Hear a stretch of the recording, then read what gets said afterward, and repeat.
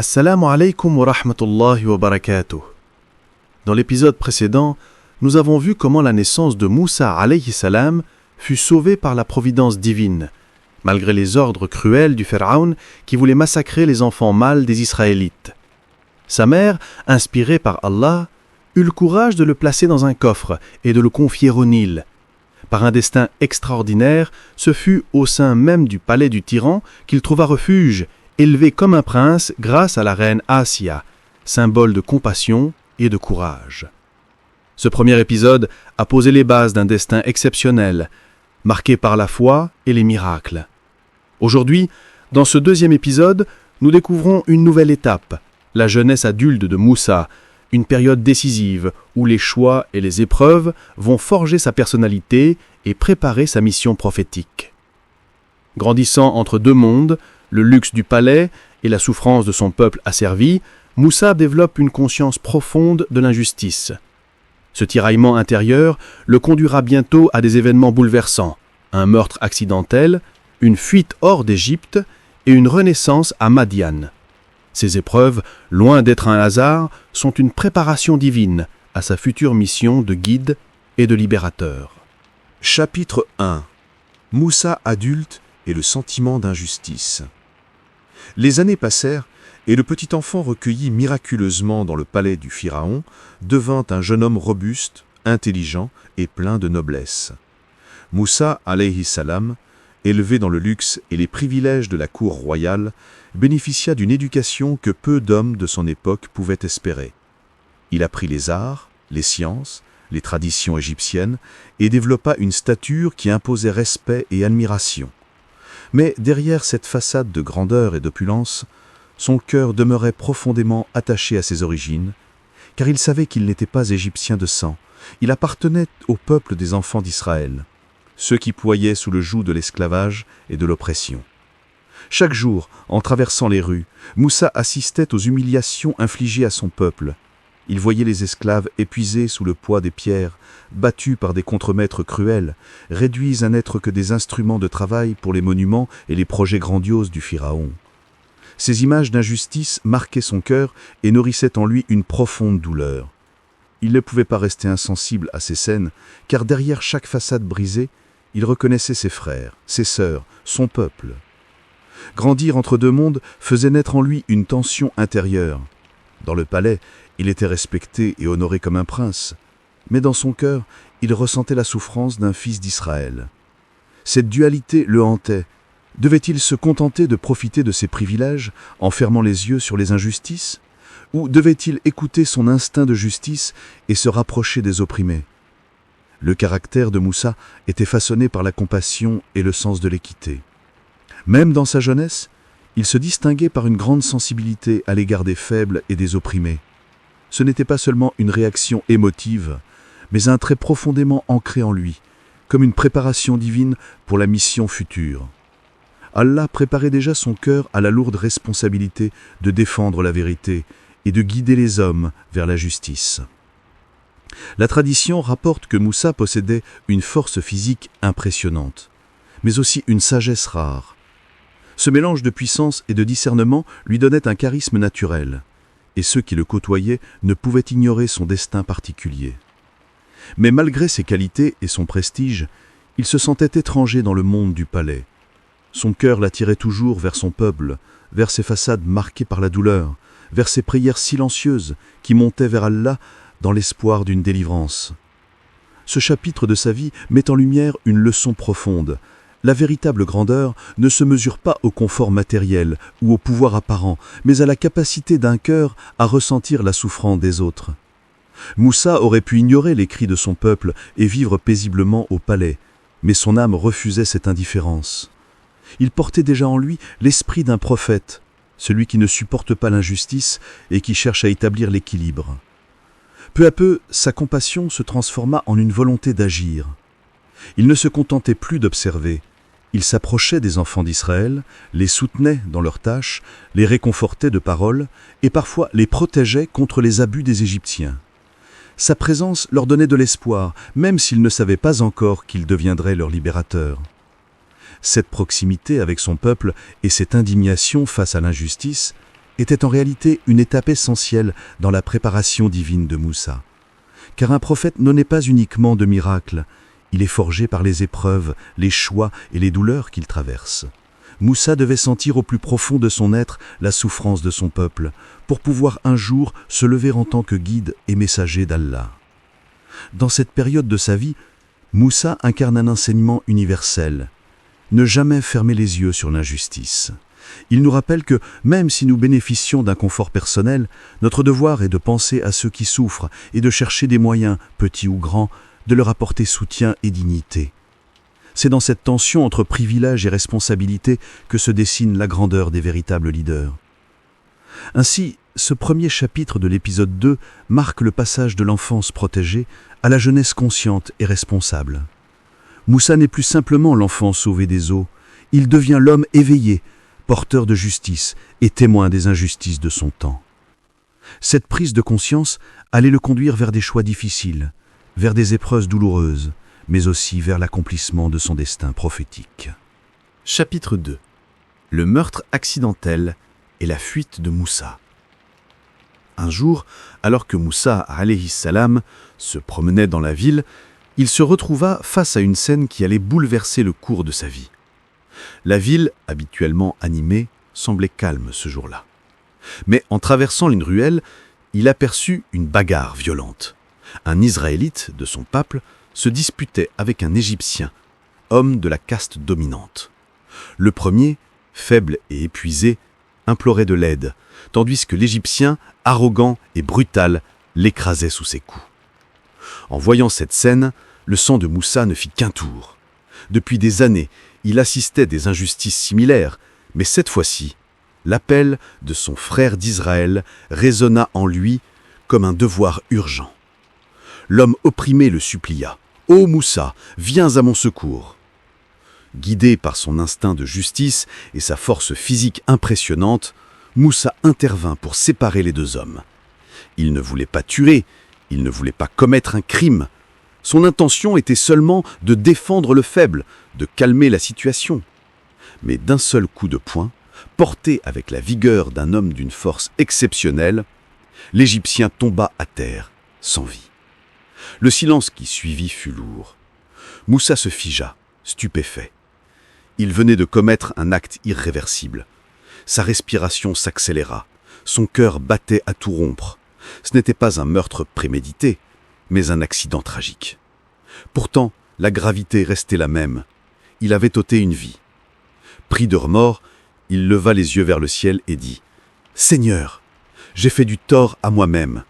Pardonne-moi. » Sourate Al-Qasas, 28, 16. Allah, dans sa miséricorde infinie, lui pardonna immédiatement. Mais le pardon divin ne supprimait pas les conséquences humaines. Les Égyptiens allaient bientôt apprendre la nouvelle, et Moussa deviendrait l'ennemi public à abattre. Le lendemain, Moussa marcha dans la ville avec le poids de ce secret. Son regard était inquiet, ses pas hésitants. Alors qu'il réfléchissait à ce qui s'était passé, il croisa de nouveau le même Israélite, impliqué dans une autre dispute.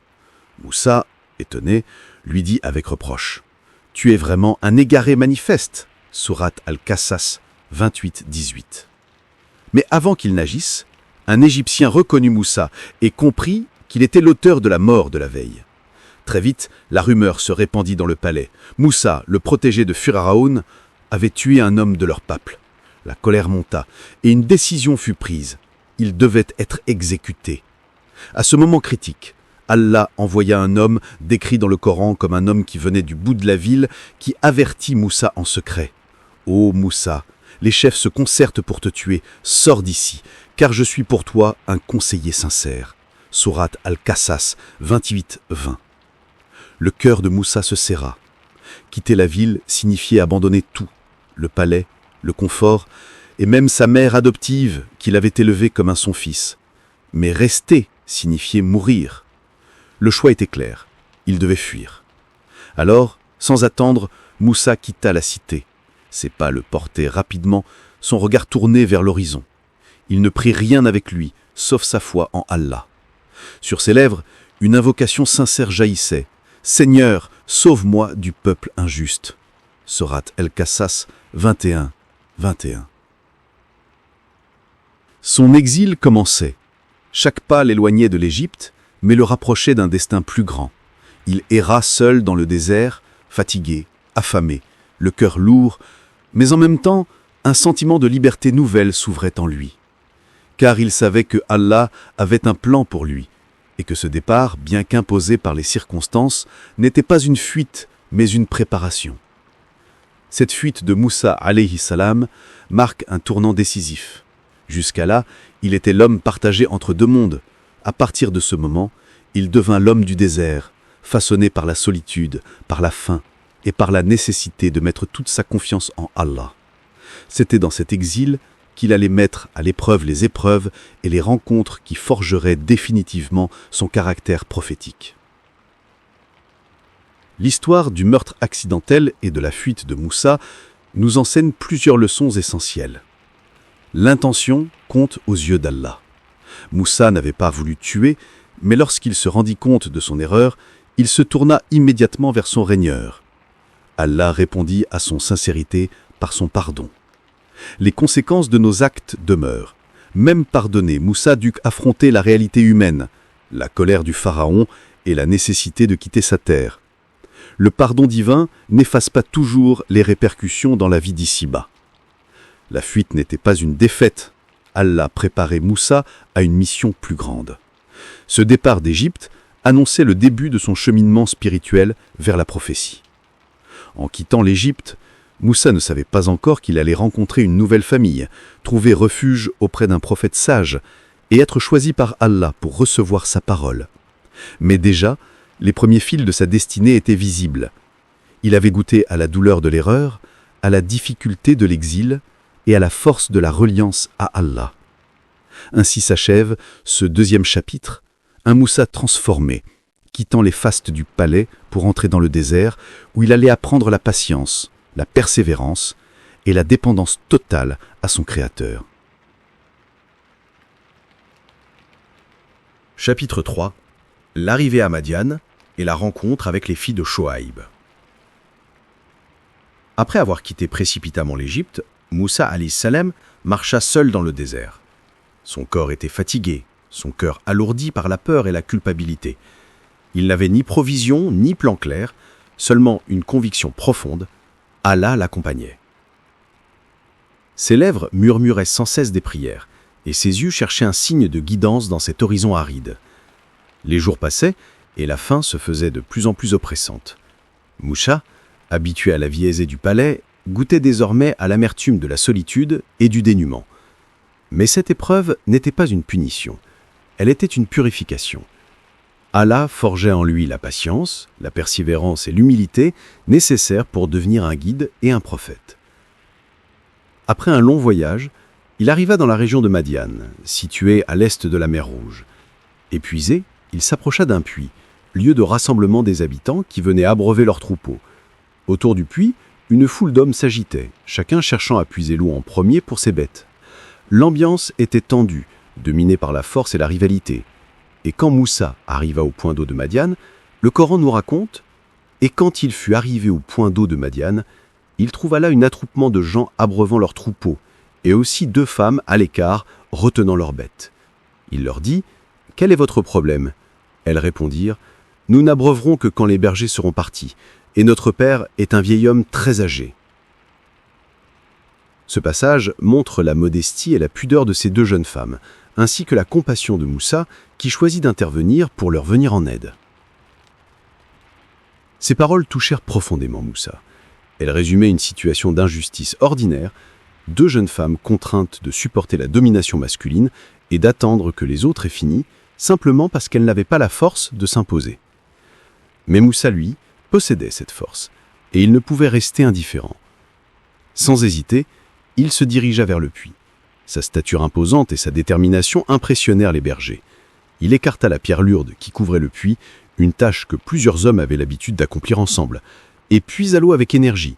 Puis il remplit les abreuvoirs et permit aux 2 jeunes femmes de faire boire leurs bêtes avant tout le monde.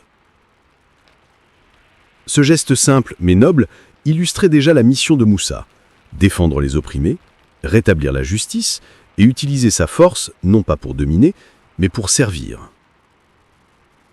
Après avoir abreuvé le troupeau des deux jeunes femmes, Moussa alayhi salam s'éloigna et se reposa à l'ombre. Affaibli par la faim et l'épuisement, il s'adressa alors à Allah dans une invocation pleine d'humilité et de sincérité, comme le rapporte le Coran. Il abreuva pour elle, puis se retira à l'ombre, et dit « Seigneur, j'ai grand besoin du bien que tu feras descendre vers moi. » Ce morceau cantoniodique trouve toute sa place dans le 6e duz, c'est-à-dire la mise en récitation éclairée du Coran. Ces paroles de Moussa alayhi salam, empreintes d'humilité et de confiance, furent rapidement exaucées. Le Coran nous rapporte « L'une des deux vint à lui, marchant avec pudeur. Elle dit « Mon père t'appelle, afin de te récompenser pour avoir abreuvé notre troupeau pour nous. » Cette scène illustre non seulement la modestie et la noblesse de caractère de la jeune femme, mais aussi la manière dont elle répond aux invocations sincères. En un instant, la vie de Moussa allait changer. De fugitif épuisé et affamé, il allait trouver refuge, sécurité et une nouvelle étape de son destin. Moussa, surpris mais reconnaissant, suivit la jeune femme jusqu'à leur maison.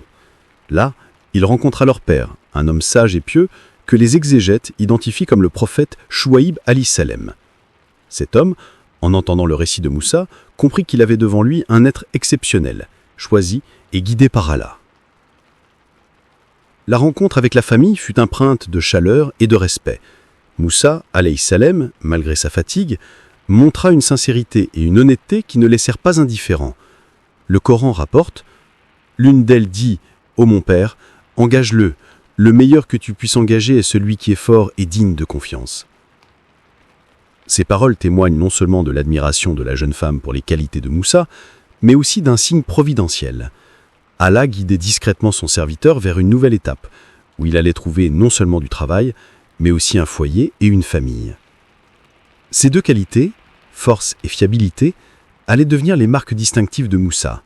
Il possédait la puissance physique, mais surtout l'intégrité morale, indispensable à toute mission prophétique.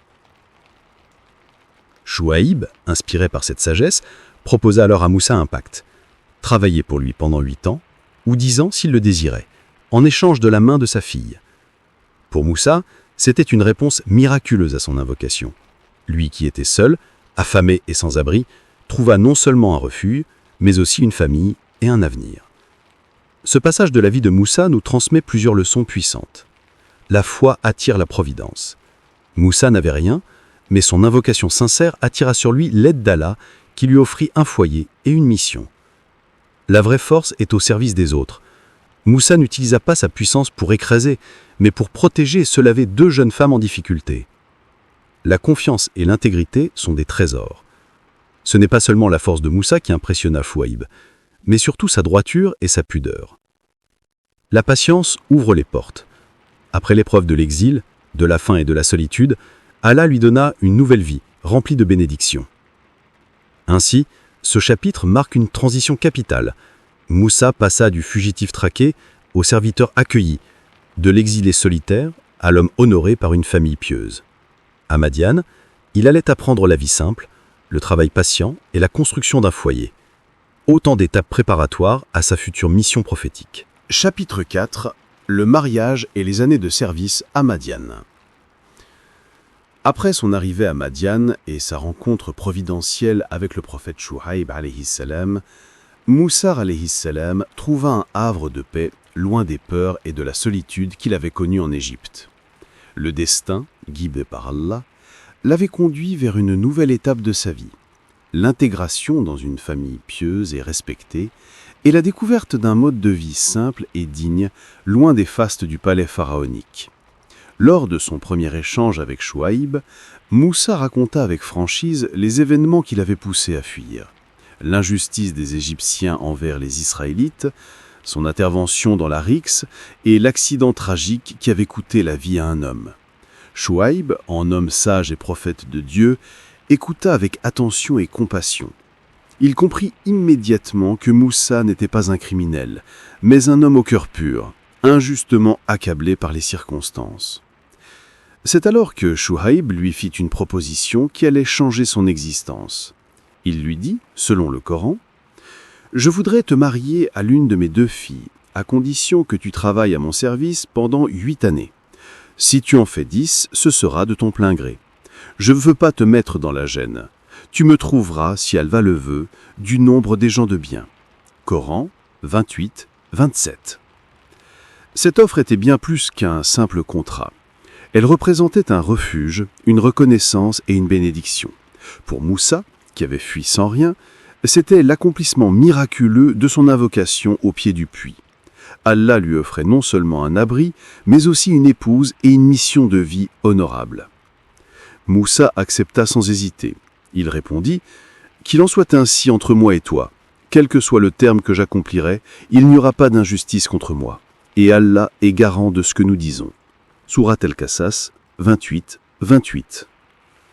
Ainsi débuta une nouvelle vie pour Moussa, une vie simple et laborieuse. Le mariage fut célébré dans la joie et la modestie. Contrairement au faste des noces égyptiennes, cette union fut empreinte de simplicité, centrée sur la bénédiction divine et la sincérité des cœurs. Moussa épousa une femme pieuse, pudique et vertueuse, qui allait devenir sa compagne fidèle dans les épreuves à venir. Dès lors, Moussa entama les années de service auprès de son beau-père. Il s'occupa des troupeaux, travailla la terre et vécut au rythme des saisons et de la nature. Lui qui avait grandi dans le luxe du palais apprit la valeur du labeur quotidien, la patience de la vie pastorale et la dignité du travail honnête. Ces années furent une école spirituelle et pratique. Elles façonnèrent en lui l'endurance et l'humilité, qualités essentielles pour celui qui allait porter la lourde mission prophétique. Chaque jour, en guidant les troupeaux, il apprenait à guider avec douceur et fermeté, un apprentissage qui annonçait déjà son futur rôle de guide d'un peuple entier. Les leçons du mariage et du foyer. Son mariage lui apporta également stabilité et équilibre. Une épouse pieuse et bienveillante devint pour lui un soutien inestimable. Ensemble, ils bâtirent un foyer marqué par la foi et la simplicité. Pour Moussa, qui avait connu l'isolement et la peur, ce fut une renaissance. Il découvrit la chaleur de la vie familiale, le partage des responsabilités et la tranquillité d'un foyer fondé sur la foi en Allah. Ce passage de sa vie illustre une leçon universelle. Les prophètes, malgré leur mission grandiose, ont souvent commencé par des expériences humaines simples et essentielles. Avant de diriger une communauté, Moussa apprit à diriger un foyer. Avant de conduire un peuple vers la liberté, il conduisit humblement des troupeaux dans les pâturages. Une préparation divine. Ces années de service n'étaient pas une parenthèse inutile, mais une préparation soigneusement orchestrée par Allah. La solitude du désert, la patience exigée par le travail des bergers, la simplicité du quotidien, tout cela forgeait en lui une force intérieure et une sagesse qu'il n'aurait jamais acquise dans le confort du palais. Le prophète Mohammed, sallallahu alayhi wa sallam, bien des siècles plus tard, vécut lui aussi une expérience semblable, en étant berger dans son enfance. La mission prophétique exige de la patience, de l'attention et de la persévérance, des qualités que l'on développe dans la vie simple et laborieuse. Moussa, à travers ces années, comprit également la valeur de la gratitude. Chaque mets partagé, chaque instant de repos à l'ombre d'une épouse, chaque sourire de son épouse étaient pour lui des rappels que la grâce divine se manifeste même dans la simplicité. La fin de l'engagement. Les années passèrent rapidement, Moussa accomplit son engagement avec dévouement, et il pourra même qu'il ait choisi de rester 10 ans, selon l'avis de certains savants, témoignant ainsi de sa loyauté et de son respect pour son beau-père. À l'issue de cette période, Moussa n'était plus le fugitif épeuré qui avait quitté l'Égypte. Il était devenu un homme accompli, marié, expérimenté et mûri par les épreuves. Allah l'avait préparé, étape par étape, à assumer une mission beaucoup plus grande. Ce séjour à Madian ne fut donc pas un exil, mais un passage initiatique. C'est là qu'il apprit la valeur du travail, la patience des bergers, la responsabilité du mariage et la dignité d'un homme pieux. C'est là que Allah façonna en lui le futur prophète qui allait bientôt recevoir la révélation au mont Sinaï. Donc, de fils adoptif du pharaon à fugitif réfugié à Madian, le parcours de Moussa alayhi salam illustre une transformation profonde. Lui qui avait grandi comme prince d'Égypte a découvert dans la douleur de l'exil une autre dimension de son destin. L'homme qui, jadis, vivait dans le confort et l'opulence, se retrouve à fuir seul, sans repère, mais sous la protection constante d'Allah. À travers cette épreuve, 3 qualités majeures se forgent en lui et marqueront toute sa mission future. La justice d'abord. En défendant un faible contre l'oppression d'un Égyptien, Moussa a montré son rejet de l'injustice, même si cet acte l'a conduit à fuir. La patience ensuite, loin de son peuple et de sa terre natale, il doit supporter la solitude, la peur et l'incertitude, tout en continuant à espérer la guidance divine. Enfin, l'humilité. Lui qui connaissait la grandeur du palais, apprend désormais la simplicité et la dépendance totale envers Allah, notamment à travers son service auprès du sage de Madian et sa vie au contact de la nature. Cette étape de son existence n'est pas une défaite, mais une préparation. Allah façonne le cœur et le caractère de son prophète afin qu'il puisse porter un fardeau immense, affronter l'un des tyrans les plus arrogants de l'histoire et guider un peuple entier vers la liberté et la foi. L'histoire ne fait que commencer. Dans le prochain épisode, Moussa alayhi salam connaîtra la rencontre la plus décisive de sa vie, l'appel direct d'Allah qui lui confiera une mission prophétique exceptionnelle. Si vous voulez découvrir cette suite, n'oubliez pas de vous abonner et d'activer la cloche pour ne rien manquer. Et si cette vidéo vous a apporté quelque chose, laissez un like et partagez-la autour de vous. C'est une manière de soutenir la diffusion de la sagesse et de la foi.